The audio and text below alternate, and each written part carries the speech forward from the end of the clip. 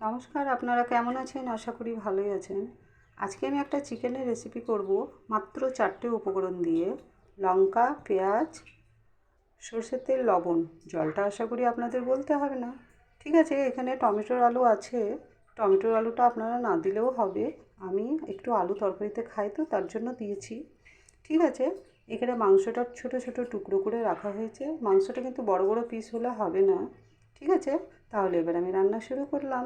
কড়াই চাপিয়ে তেল গরম হতে দেওয়া হয়েছে, লঙ্কাটা দিয়ে দেওয়া হয়েছে। পেঁয়াজটা এবার একদম ব্রাউন কালারের অপেক্ষায় থাকবো। এই যে পেঁয়াজ লঙ্কাটা একদম কালার চলে এসছে, এইভাবে কিন্তু কালার চলে আসতে হবে, সাদা থাকলে হবে না। পেঁয়াজ লঙ্কাটা খুবই লাল করতে হবে। এই যে লাল হয়ে গিয়েছে, এবার মাংসের টুকরোগুলো দিয়ে দেবো। মাংসের টুকরোগুলো দিয়ে দেবো।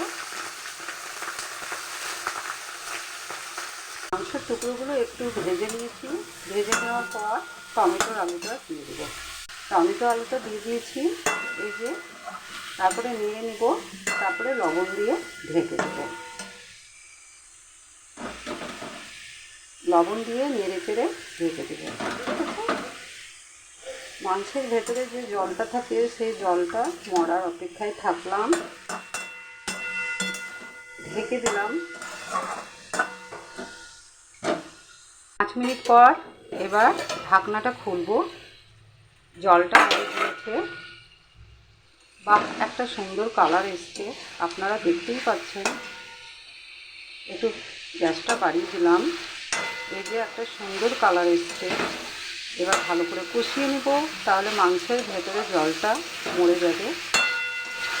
ভালো করে কষিয়ে নিলাম। কষিয়ে এবার মাংস সেদ্ধ হওয়ার জন্য জল দিয়ে দেবো। জল দিয়ে দিলাম মাংস সেদ্ধ, আলু সেদ্ধ হওয়ার মতো। ঠিক আছে, এবার ঢেকে দেবো। ঠিক আছে, জল শুকোনোর অপেক্ষায় ছিলাম। এবার ঢাকনাটা খুলবো। এই দেখুন কালার, শুধু এটা পেঁয়াজ লঙ্কার কালার। টমেটোরও বলতে পারেন, একটু টমেটো যেহেতু দিয়েছি। ঠিক আছে, কেমন লাগছে বলুন।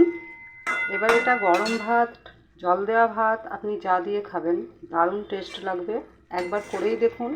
আর যদি মনে করেন যে ছি নষ্ট হলো, ভালো লাগছে না, তাহলে চিকেন কষা যাবতীয় মশলা কড়াই কষে এই রান্না করা তরকারিটা দিয়ে 5 মিনিট কষিয়ে নিলে চিকেন কষা হয়ে যাবে। কিন্তু আপনারা এটাই খেয়ে দেখুন, খুব ভালো লাগবে। গরম ভাত হলে ভাতের উপরে নেবেন, পান্তা ভাত হলে বাটির মধ্যে নেবেন। ঠিক আছে, টাটা।